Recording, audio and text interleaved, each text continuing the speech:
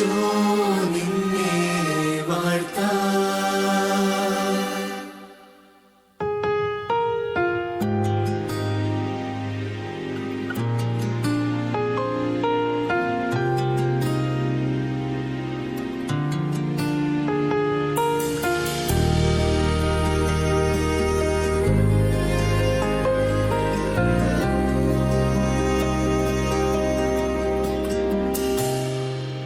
ക്രൂശാകും മേശയിൽ സ്നേഹക്കനലിൽ ചുട്ടെടുത്ത പമിതാ സ്വർഗം പാകം ചെയ്ത പമിതാ. ക്രൂശാകും മേശയിൽ സ്നേഹക്കനലിൽ ചുട്ടെടുത്ത പമിതാ സ്വർഗം പാകം ചെയ്ത പവിത. കാണുന്നു ഓസ്തിയിൽ നാഥന്റെ മുഖം. കാണുന്നു ഓസ്തിയിൽ നാഥന്റെ സ്നേഹം. ഹല്ലേലൂയ പാടാം നാഥ, ഈശോ നിന്നെ വാഴ്ത്താം.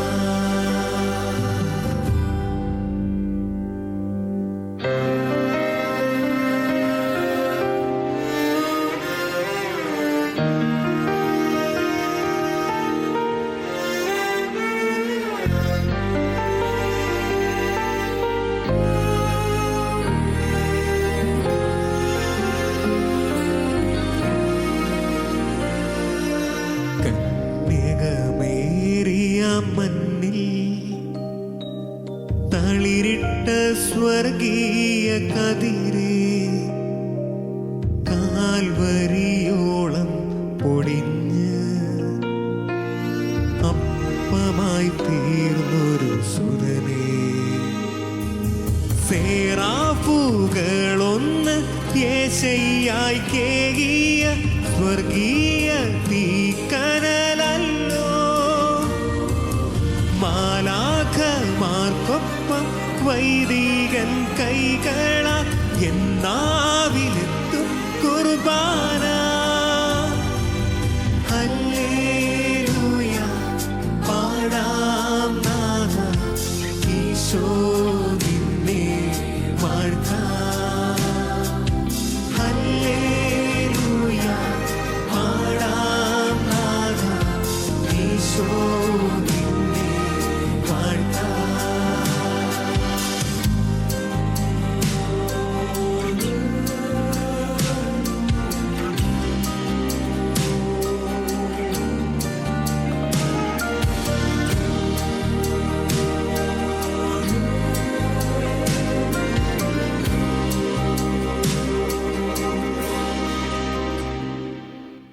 ഏദനിൽ കാണാത്ത കനീ, മരുഭൂവിൽ പെയ്യാത്ത മന്നേ, കാൽവരിച്ചോട്ടിലെന്നമ്മ കൈക്കൊണ്ട സ്വർഗീയ നിധി. സേറാഫുകളൊന്ന് യേശയ്യായി കേകിയ സ്വർഗീയ തീക്കനലല്ലോ.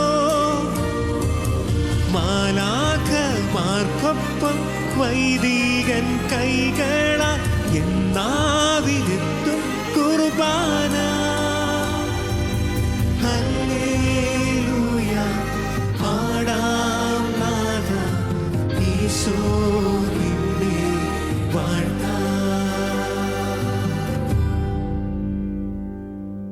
ക്രൂശാകും മേശയിൽ സ്നേഹക്കനലിൽ ചുട്ടെടുത്ത പമിതാ സ്വർഗം പാകം ചെയ്ത പമിതാ. കാണുന്നു ഓസ്തിയിൽ നാഥന്റെ മുഖം. കാണുന്നു ഓസ്തി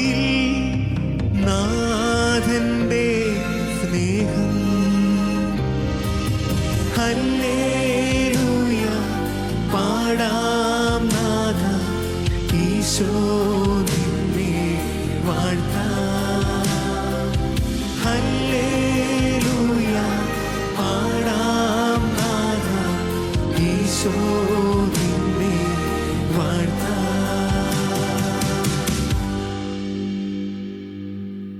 ഹെവൻലി മെലോഡീസിലേക്ക് എല്ലാവർക്കും സ്നേഹത്തോടെ സ്വാഗതം. നമ്മളെല്ലാവരും നല്ല ത്രില്ലിലാണ്.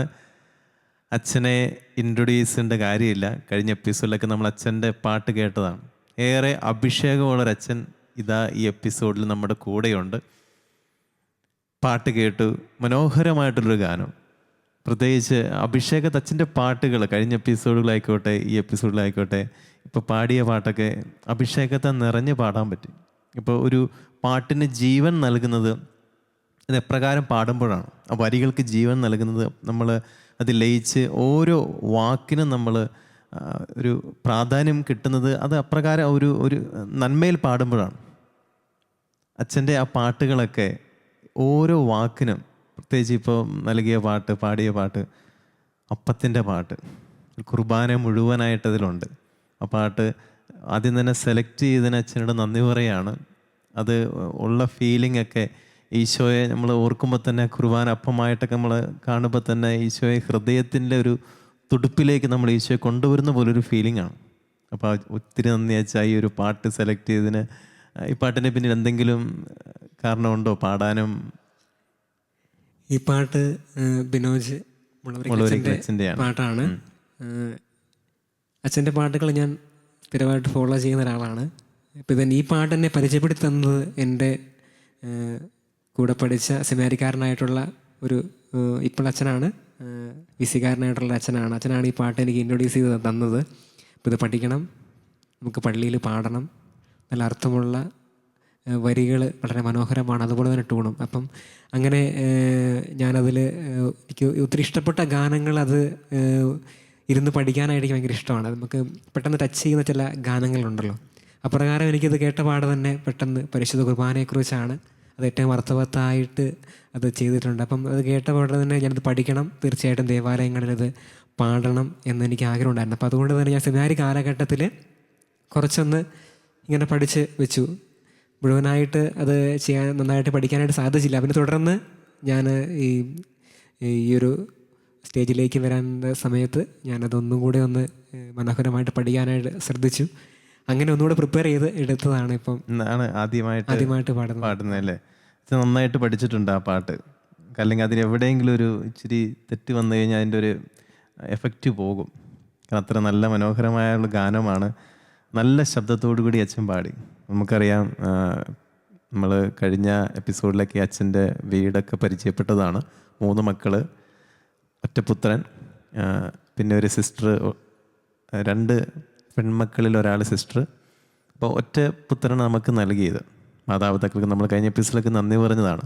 ഒരു അഭിഷേകത്തോടു കൂടിയുള്ള ഒരു അച്ഛൻ നമ്മുടെ കൂടെ ആയിരിക്കുമ്പോൾ ഈ ഒരു എപ്പിസോഡിൽ വീണ്ടും നമ്മൾ കേൾക്കാൻ ആഗ്രഹിക്കുന്നതും ഒരു ദൈവവിളിയുടെ ആ ഒരു രഹസ്യത്തെക്കുറിച്ചാണ്. തുടർന്ന് അത് അച്ഛൻ ആ ഒരു ഫോർമേഷൻ കാലഘട്ടത്തിലൂടെ കടന്നു പോകുന്ന ഒരു സംഭവങ്ങളെക്കുറിച്ചൊന്ന് ഷെയർ ചെയ്യാമോ?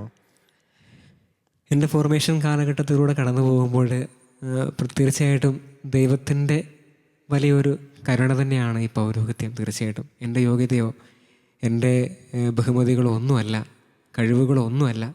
അത് ദൈവത്തിൻ്റെ കരുണ മാത്രമാണെന്ന് എനിക്ക് പുറകോട്ട് നോക്കുമ്പോൾ കൃത്യമായിട്ട് പറയാനായിട്ട് സാധിക്കും.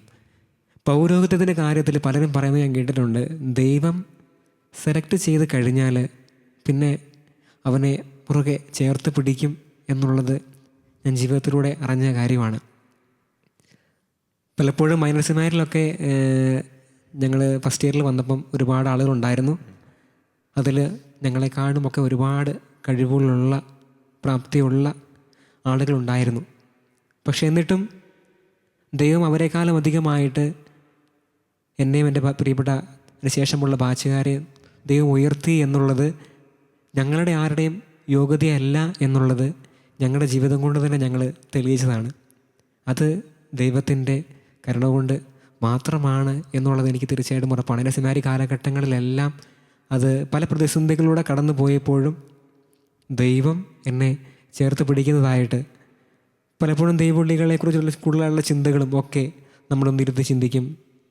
പൗരോഹിത്യത്തെക്കുറിച്ച് അത് വേണോ എടുക്കണോ, ഇപ്പോൾ ഈ കാലഘട്ടം ഭയങ്കരമായിട്ടുള്ള ഒരു ടെൻഷനൊക്കെ ഉള്ള കാലഘട്ടമാണ്. അപ്പം അതെപ്രകാരം മുൻപോട്ട് കൊണ്ടുപോകാൻ സാധിക്കും എന്നുള്ളതിനെല്ലാം ഉത്തരമായിട്ട് ദൈവം എൻ്റെ ദൈവവിളി ഒന്നും കൂടെ മുറുകെ പിടിക്കുകയാണ് ചെയ്തത്. പല അവസരങ്ങളിലും വീണു പോകേണ്ട പല അവസരങ്ങളിലും. അത് ഞാൻ തുടർന്ന് പഠിച്ചത് തൃശ്ശൂർ സെമിനാരിയിലാണ്. ആ കാലഘട്ടത്തിലായെങ്കിലും തുടർന്ന് പടബാദൂർ സെമിനാരിയിലാണ് ഞാൻ തിയോളജി പഠിക്കുക, കോട്ടയത്ത്. ആ കാലഘട്ടത്തിലാണെങ്കിലും അപ്രകാരം ദൈവം ചേർത്ത് പിടിച്ചുകൊണ്ടാണ് തീർച്ചയായിട്ടും ഞാൻ പൗരോഹിത്യം സ്വീകരിക്കാനായിട്ട് പ്രാപ്തനായത് എന്നുള്ളത് 100% ഉറപ്പുള്ള കാര്യമാണ്. പല വൈദികരും നമുക്ക് മാസധ്യാനങ്ങളൊക്കെ എടുക്കാൻ കടന്നു വരുമ്പോൾ അവരെല്ലാവരും പറയുന്നത് ഇതേ കാര്യം തന്നെയാണ്. കാരണം പൗരോഹിത്യത്തിൽ എല്ലാവരും അനുഭവിക്കുന്നത് ഒരേ വികാരമാണ്, അല്ലേ? കാരണം സെലക്ഷൻ എന്നുള്ളതിൽ ഒരു പ്രത്യേകമായിട്ടുള്ള ഒരു ഗ്രേഡ് ദൈവം കൊടുക്കുന്നില്ല, അല്ലേ? ദൈവം ഇഷ്ടപ്പെടുന്നു, ദൈവം വിളിക്കുന്നു, അത്ര മാത്രമാണ് എന്നുള്ളതാണ് എനിക്ക് എൻ്റെ ഈ ദൈവവിളി കാലഘട്ടം കൊണ്ട് പൂർണ്ണമായിട്ടും എനിക്ക് മനസ്സിലായത്. പൗരോഹിത്യത്തിൻ്റെ ആ ഒരു കടന്നു പോകുമ്പോൾ ആദ്യത്തെ ആ ഒരു ബലിയർപ്പണമൊക്കെ അച്ഛൻ ഓർക്കുമ്പോൾ പട്ടസ്വീകരണവും അർപ്പിക്കാൻ പോകുന്ന ബലിപീഠം ചുംബിക്കുന്നു, ഉണ്ടായ വികാരവും സ്നേഹവും ഒന്ന് നമ്മൾ ചെറുപ്പം മുതലേ ഒരുപാട് അൾത്താര ശുശ്രൂഷയായിട്ടൊക്കെ നിന്ന ആ ദേവാലയത്തിൽ ആദ്യമായിട്ട് ബലിയർപ്പിക്കുമ്പോൾ തീർച്ചയായിട്ടും അതൊരു വല്ലാത്ത അനുഭവമാണ് തീർച്ചയായിട്ടും. അതുപോലെ തന്നെ പൗരോഹിത്യത്തിൻ്റെ ആദ്യ ബലിയർപ്പണം ഒരുപാട് തന്നെ ആദ്യം ടെൻഷൻ അനുഭവിച്ചത് മറ്റുള്ള എക്സ്റ്റേണൽ ആയിട്ടുള്ള അറേഞ്ച്മെൻറ്റ്സ് അല്ലെങ്കിൽ അതിൻ്റെ ക്രമീകരണങ്ങൾ, കൊയർ, പാട്ട്, കമൻട്രി, ഇതൊക്കെയാണ് പലപ്പോഴും നമ്മളെ ആദ്യം കൂടുതലായിട്ട് അസ്വസ്ഥപ്പെടുന്നത്. എപ്രകാരം അത് മനോഹരമായിട്ട് നടക്കും. പക്ഷെ അതൊന്നുമല്ല, അതിനേക്കാളും അപ്പുറമായിട്ട് ഒരു ദൈവത്തിൻ്റെ ഒരു അപരിപരമായിട്ടുള്ള ഒരു ഗ്രേസ് ആ പട്ടത്തിൽ നമുക്ക് അനുഭവിക്കാനായിട്ട് സാധിക്കുന്നുണ്ട് എന്നുള്ളതാണ് ഞാനതിൽ ഏറ്റവും ശ്രേഷ്ഠതയായിട്ട് കണ്ടത്. ബാക്കിയുള്ള ഏത് കാര്യവും എന്നെ ഒരിക്കലും ഡിസ്റ്റർബ് ചെയ്തിട്ടില്ല. അതെനിക്ക് അനുഭവിക്കാനായിട്ട് സാധിച്ചു, ദൈവത്തെ എനിക്ക് അനുഭവിക്കാൻ സാധിച്ചു എന്നുള്ളതാണ് ഏറ്റവും പരിശുദ്ധ കുർബാനയിൽ ആദ്യമായിട്ട് അർപ്പിച്ചപ്പോൾ അത് ഈ സമയങ്ങൾ അർപ്പിക്കുമ്പോഴും എനിക്ക് അനുഭവിക്കാനായിട്ട് സാധിക്കുന്നത്. അത് നിരന്തരം അത് ജീവിത അവസാനം വരെ അതേ അനുഭവത്തോടെ മുൻപോട്ട് പോകാനായിട്ട് സാധിക്കണമേ എന്നാണ് പ്രധാനമായിട്ടും എൻ്റെ പ്രാർത്ഥന. തീർച്ചയായും ബലിപീഠത്തിൻ്റെ ഇതിലേക്ക് വരുമ്പോഴൊക്കെ ഞാൻ എപ്പോഴും കേൾക്കുന്ന ഒരു മലങ്കര പ്രാർത്ഥനയുണ്ട്. മാലാകമാർ പോലും, കുർബാനക്കിടയിലുള്ള പ്രാർത്ഥനയാണ്. മാലാകമാർ പോലും സൂക്ഷിച്ച് വീക്ഷിക്കുവാൻ വാഞ്ഞിക്കുന്ന വിശുദ്ധ സ്ഥലത്ത് പ്രവേശിക്കുവാൻ നീ എന്നെ യോഗ്യനാക്കില്ല. നല്ലൊരു പ്രാർത്ഥന. പാപപരിഹാരം ചെയ്യുന്ന അങ്ങനെ തുടങ്ങുന്ന ഒരു പ്രാർത്ഥന. ഞാനൊരു 5 മിനിറ്റ് നീളെന്ന് പറഞ്ഞാൽ എപ്പോഴും ഇടയ്ക്കിനെ കേട്ടോണ്ടിരിക്കും. ആ ഒരു ഭാഗം വരുമ്പോഴൊക്കെ നമുക്ക് എന്നുവെച്ചാൽ മാലാകമാർ പോലും ഒന്ന് ഭയക്കുന്ന ആ ഒരു ബലിപീഠത്തിലാണ് നമ്മൾ നിൽക്കുന്നത് എന്നൊക്കെ ആ ഒരു പ്രാർത്ഥനയൊക്കെ വരുമ്പോഴേക്ക് നമ്മുടെ കണ്ണ് നിറഞ്ഞു പോകും. എന്ത് യോഗ്യതയുണ്ടെന്നുള്ളത്, അയോഗ്യതകൾ മാത്രമാണ് നമുക്കുള്ളത്. പക്ഷെ എന്നിട്ടും അവിടെ നിർത്താനും അവൻ്റെ അപ്പമൊക്കെ ഉയർത്താനൊക്കെയുള്ള യോഗ്യത ദൈവം എനിക്ക് നൽകിയല്ലോ എന്ന് ഓർക്കുമ്പോഴാണ് നമ്മൾ ദൈവത്തിലേക്ക് നോക്കുമ്പോഴും ഈശോ എന്നൊക്കെ വിളിക്കും. തീർച്ചയായും. അപ്പോൾ ആ ഒരു ബലിപീഠത്തിലാണ് അച്ഛനിപ്പോൾ ബലിയർപ്പണം നടത്തിക്കൊണ്ട് ഇപ്പം അധികം നാളൊന്നും ആയില്ല. നമുക്കറിയാലോ, 5-6 മാസങ്ങൾ കഴിഞ്ഞതേ ഉള്ളൂ. കൊച്ചച്ഛനാണ് പട്ടം കെട്ടി ഈ ഒരു പൗരോഹിത്യത്തിൻ്റെ ഒരു കൃപയിൽ മുന്നോട്ട് പോവുകയാണ്. അപ്പം നമ്മുടെ പ്രാർത്ഥനയൊക്കെ തീർച്ചയായും അച്ഛന് വേണം. അച്ഛൻ ഒരു പാട്ടുകൂടി ഞങ്ങളിങ്ങനെ കാത്തിരിക്കുകയാണ്. അച്ഛനൊരു പാട്ടുകൂടി, അച്ഛന് പ്രിയപ്പെട്ട ഒരു പാട്ട് ഒന്ന് പാടും.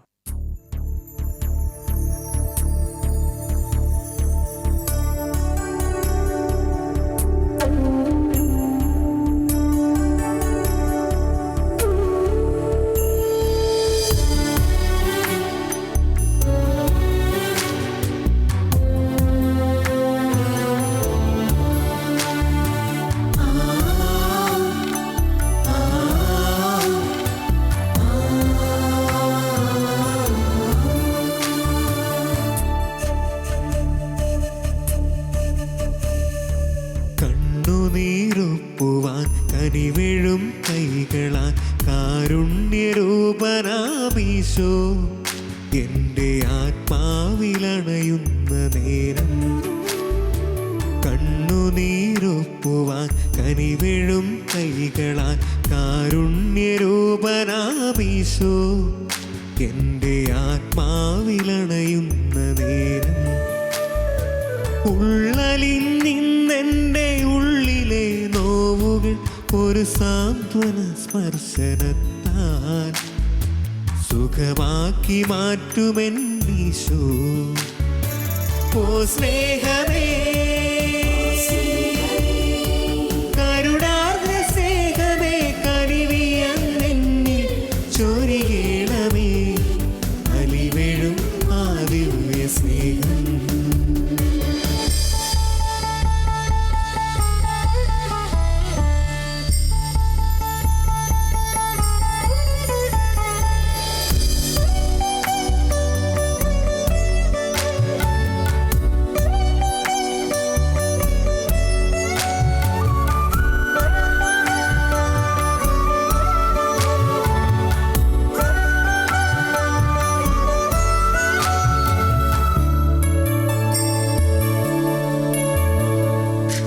നിറമിഴികളോടെ ഞാൻ നിന്നു എൻ ഘോര പാപങ്ങളോർത്ത് നിറമനവുമേറ്റു പാടുന്നു നാഥാ നിന്ദാനങ്ങളോർത്ത്. നിൻ സന്നിധാനത്തിലണയുവതിനായി യോഗ്യതയില്ലെൻ്റെ നാഥാ. കനിയേണമേ, കരുതേണമേ, കാവലായി തീരേണേ ഈശോ. കനിയേണമേ, കരുതേണമേ, കാവലായി തീരേണേ ഈശോ. ഓ സ്നേഹമേ, കരുണാർദ്ര സ്നേഹമേ, കനിവിയെന്നിൽ ചൊരിയണമേ അലിവെഴും ആ ദിവ്യ സ്നേഹം.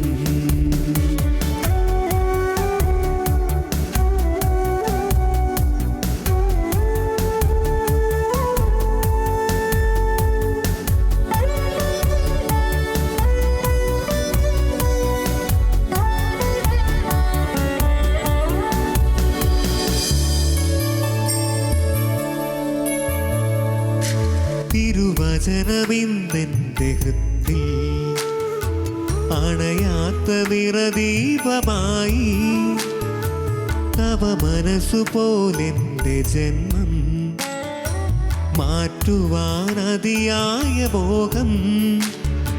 നീ എൻ്റെ ഉള്ളിൽ അണയുവതിനായി യോഗ്യമല്ലെന്നാത്മം നാഥാ. കനിയേണമേ, കരുതേണമേ, കാവലായി തീരേണേ ഈശോ.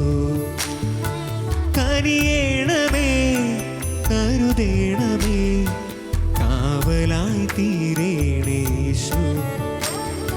കണ്ണുനീരൊപ്പുവാൻ കനിവെഴും കൈകളാൽ കാരുണ്യരൂപനാമീശോ. എൻ്റെ ആത്മാവിലണയുന്ന നേരം കണ്ണുനീരൊപ്പുവാൻ കനിവെഴും കൈകളാൽ കാരുണ്യരൂപനാമീശോ. എൻ്റെ ആത്മാവിലണയുന്ന നേരം. കെസ്ട്രിയേട്ടൻ്റെ മനോഹരമായ ഗാനമാണ് കണ്ണുനീരൊപ്പാൻ ഈശോയ്ക്ക് സാധിക്കുന്നുള്ള പറയുന്ന ഗാനം. അച്ഛൻ്റെ പാട്ട് ആ കെസ്ട്രിയേട്ടൻ പാടുമ്പോൾ നമുക്കറിയാമല്ലോ അച്ഛാ, എത്രയോ ഡെപ്ത് വോയിസും പിന്നെ ആ ഒരു വാക്കിനും കെസ്ട്രിയേട്ടൻ കൊടുക്കുന്ന ഒരു ഊർജ്ജം ഉണ്ടല്ലോ, ഒരു എനർജി, ദൈവസ്നേഹം ഓരോ വാക്കിനും കെസ്ട്രിയേട്ടൻ കൊടുക്കുന്നുണ്ട്. അതൊട്ടും കുറയാതെയാണ് അച്ഛൻ്റെ പാട്ടിൽ അച്ഛൻ നൽകിയിരിക്കുന്നത്. അച്ഛൻ്റെ പ്രേക്ഷിത മേഖല ഏറ്റവും കൂടുതൽ വിനിയോഗിക്കേണ്ട ഒന്നാണ് ഈ പാട്ട്. കാരണം ഇനി രൂപത തീർച്ചയായും അച്ഛനെ ഫലമേൽപ്പിക്കുമ്പോൾ പല കാര്യങ്ങളുണ്ടാവും ഉറപ്പായിട്ടും.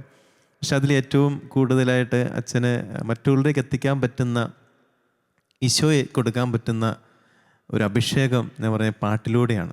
കാരണം അച്ഛൻ ഏത് പാട്ട് പാടിയപ്പോഴും, മുമ്പ് പാടിയപ്പോഴും ഇപ്പോൾ പാടുമ്പോഴൊക്കെ അച്ഛൻ ആ അഭിഷേകത്തിൽ കൊടുക്കുവാനായിട്ട് സാധിക്കുന്നുണ്ട്. എല്ലാവർക്കും പറ്റാത്ത കാര്യമാണ്. നമുക്കറിയാം ഈ പള്ളിയിലൊക്കെ പലരും കൊയറൊക്കെ വന്ന് പാടുന്നുണ്ട്, പക്ഷേ എത്ര പേര് ആ പാട്ടിൽ ലയിച്ച് നിൽക്കുന്നതെന്ന് അറിയത്തില്ല. എല്ലാവരും കുർബാനയൊക്കെ പെട്ടെന്ന് കഴിയാൻ വേണ്ടിയൊക്കെ ആ രീതിയിൽ അവർ. പക്ഷേ ഈ ഇങ്ങനെയൊക്കെ ഒരു പാട്ട് ഒരാൾ ലയിച്ച് പാടുമ്പോഴും ഒട്ടും ഫീലിംഗ് കളയാതെ തമ്പുരാനെ ചേർത്ത് പിടിച്ച് പാടുമ്പോഴും അത് അവിടെ നിൽക്കുന്നവരത് കേൾക്കും. ഒന്ന് ഈശോ എന്ന് വിളിക്കാണ്ട് അവർക്ക് തോന്നും. അച്ഛൻ അത് നല്ല അഭിഷേകം ഉണ്ട് അച്ഛാ. താങ്ക് യു അച്ഛാ. പ്രത്യേകിച്ച് പാട്ടും സൂപ്പർ, ഒന്നും പറയാനില്ല. നല്ല വോയിസ്, നല്ല ഡെപ്തുള്ള വോയിസ്. ഏറെ അനുഗ്രഹം ഉണ്ടാകട്ടെ. കാരണം അച്ഛൻ ഇനി ഒരുപാട് വളരാനായിട്ട് അച്ഛനായതേ ഉള്ളൂ. ഈ സാഹചര്യം അച്ഛൻ കടന്നു പോകുമ്പോഴും ഇതേറെ വിനിയോഗിക്കുവാനും ഇടവരട്ടെ എന്ന് പ്രാർത്ഥിക്കുകയാണ്. ഞങ്ങളുടെ എല്ലാവരുടെയും പ്രാർത്ഥന അത് മാത്രമാണ് അച്ഛൻ. അച്ഛൻ പറഞ്ഞ പോലെ ഞങ്ങൾക്ക് ഏറെ അനുഭവം നൽകിയത് അച്ഛൻ പൗരോഹിത്യത്തെ സ്നേഹിക്കുന്നുണ്ട്. ആ സ്നേഹമാണ് അച്ഛൻ ഇപ്പോൾ ജീവിതത്തിലൂടെ മുന്നോട്ട് പോയിക്കൊണ്ടിരിക്കുന്നത്. ഞങ്ങളുടെ പ്രാർത്ഥന അത് തന്നെയാണ്. ബലിപീഠത്തെ സ്നേഹിക്കുന്ന ഒരച്ഛനായിട്ട് എന്നും മാറട്ടെ. ആ ബലിപീഠത്തെ സ്നേഹിക്കുന്ന അച്ഛനായിട്ട് മാറുമ്പോൾ അച്ഛൻ നൽകുന്ന വചനങ്ങളും അച്ഛൻ നൽകുന്ന പാട്ടുകളുമൊക്കെ ബലിപീഠത്തെ സ്നേഹിക്കാനായിട്ട് എല്ലാവർക്കും പ്രേരണ നൽകുന്ന ഒന്നായി മാറും. അച്ഛനെ ദൈവം അനുഗ്രഹിക്കട്ടെ.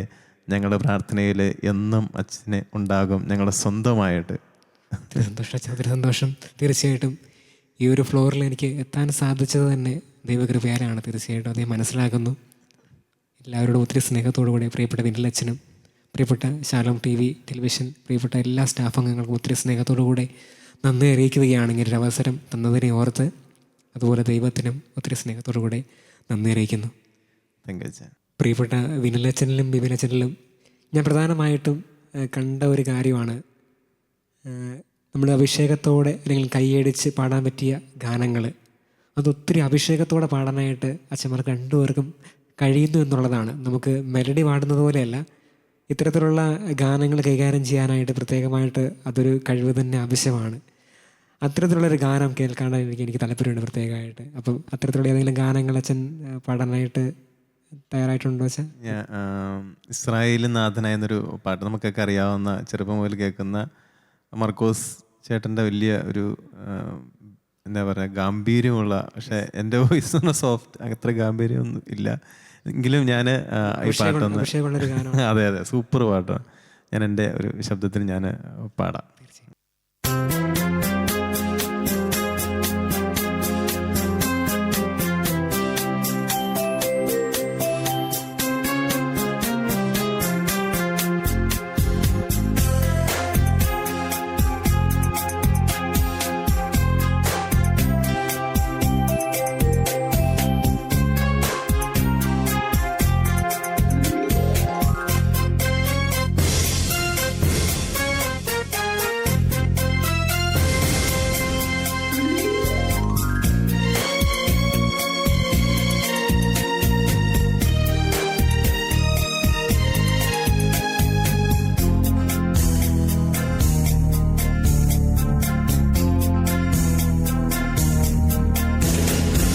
ഇസ്രായേലിൻ നാഥനായി വാഴുമേക ദൈവം, സത്യജീവമാർഗമാണു ദൈവം. മർത്യനായി ഭൂമിയിൽ പിറന്ന സ്നേഹ ദൈവം, നിത്യജീവനെ കിടുന്നു ദൈവം. അവ പിതാവേ ദൈവമേ, അവിടുത്തെ രാജ്യം വരേണമേ, അങ്ങേ തിരുഹിതം ഭൂമിയിൽ എന്നും നിറവേറിടേണമേ. അവ പിതാവേ ദൈവമേ, അവിടുത്തെ രാജ്യം വരേണമേ, അങ്ങേ തിരുഹിതം ഭൂമിയിൽ എന്നും നിറവേറിടേണമേ. ഇസ്രായേലിൻ നാഥനായി വാഴുമേക ദൈവം, സത്യജീവമാർഗമാണു ദൈവം.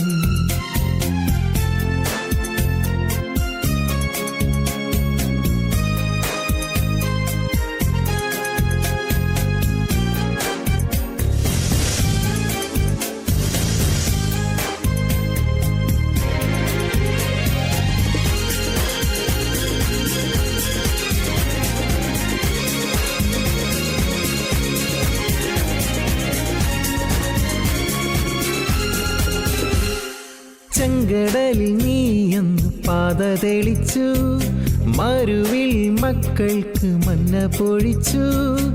എരിവെയിലിൻ മേഘത്തണലായി, ഇരുളിൽ സ്നേഹനാളമായി സീനായ് മാമലമുകളിൽ നീ നീതി പ്രമാണങ്ങൾ പകർന്നേകി.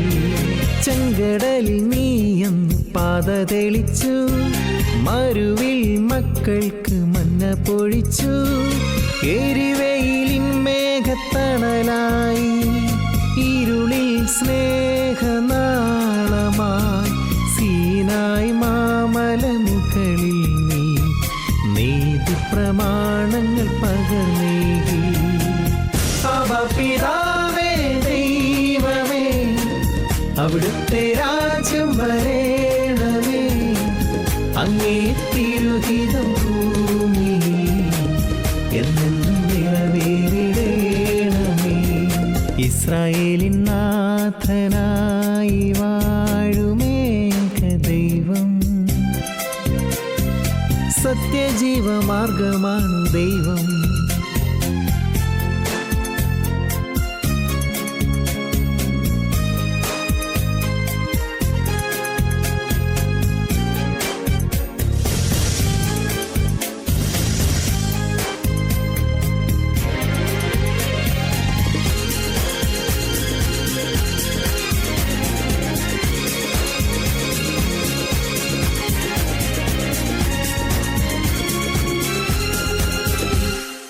മനുജനായി ഭൂവിൽ അവതരിച്ചു, മഹിയിൽ ജീവൻ ബലി കഴിച്ചു. തിരുനിണവും ദിവ്യഭോജ്യവുമായി ഈ ഉലകത്തിൻ ജീവനായി വഴിയും സത്യവുമായവനെ നിൻ തിരുനാമം വാഴ്ത്തുന്നു. മനുജനായി ഭൂവിൽ അവതരിച്ചു, മഹിയിൽ ജീവൻ ബലി കഴിച്ചു. തിരുനിണവും ദിവ്യഭോജ്യവുമായി ഈ ഉലകത്തിൻ ജീവനായി വഴിയും സത്യവുമായവനെ നിൻ തിരുനാമം വാഴ്ത്തുന്നു. ഇസ്രായേലിൻ നാഥനായി വാഴുമേക ദൈവം, സത്യജീവമാർഗമാണു ദൈവം. മർത്യനായി ഭൂമിയിൽ പിറന്ന സ്നേഹദൈവം, നിത്യജീവനെ കിടുന്നു ദൈവം.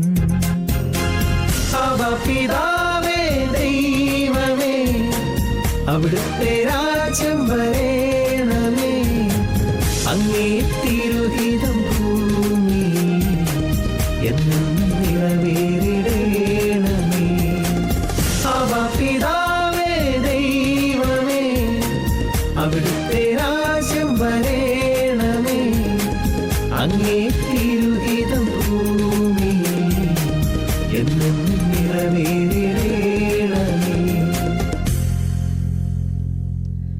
അച്ഛാ, വളരെ മനോഹരമായ ഹൃദ്യമായ ഒരു ഗാനം, അത് ഏറ്റവും അഭിഷേകത്തോടു കൂടെ പാടാനായിട്ട് സാധിക്കുന്നു എന്നുള്ളതാണ് ഞാൻ മിന്നലച്ഛനിലും ബിബിനച്ഛനിലും കാണുന്ന പ്രധാനപ്പെട്ട കാര്യം. അഭിഷേകം എന്നുള്ളത് എല്ലാവർക്കും ലഭിക്കുന്ന ഒരു കാര്യമല്ല, തീർച്ചയായിട്ടും. താങ്ക് യു അച്ഛ. അപ്പോൾ സ്നേഹം നിറഞ്ഞ കൊച്ചച്ഛ, കാരണം കൊച്ചച്ഛനാണല്ലോ, അപ്പോൾ ഒത്തിരി നന്ദി അച്ഛ. അച്ഛനെ ഈ ചെറുപ്പത്തിൽ തന്നെ പരിചയപ്പെടാൻ സാധിച്ചതും അച്ഛൻ്റെ പാട്ടൊക്കെ ആസ്വദിക്കാനായിട്ട് എനിക്കും പ്രേക്ഷകർക്ക് സാധിച്ചൊരു ഇന്ന ദിവസം ഒരു അനുഗ്രഹത്തിൻ്റെ ദിവസമായിട്ട് മാറിയിരിക്കുകയാണ്. അഭിഷേകം നിറഞ്ഞ പാട്ടുകൾ, പിന്നെ അഭിഷേകത്തോടുകൂടി അച്ഛൻ ബലിയെ സ്നേഹിക്കുന്നു, നല്ല അഭിഷിക്തനായിട്ട് മുന്നോട്ട് പോകുന്നു. ഞങ്ങളുടെ പ്രാർത്ഥന എന്നും അച്ഛൻ്റെ കൂടെ ഉണ്ടാകും.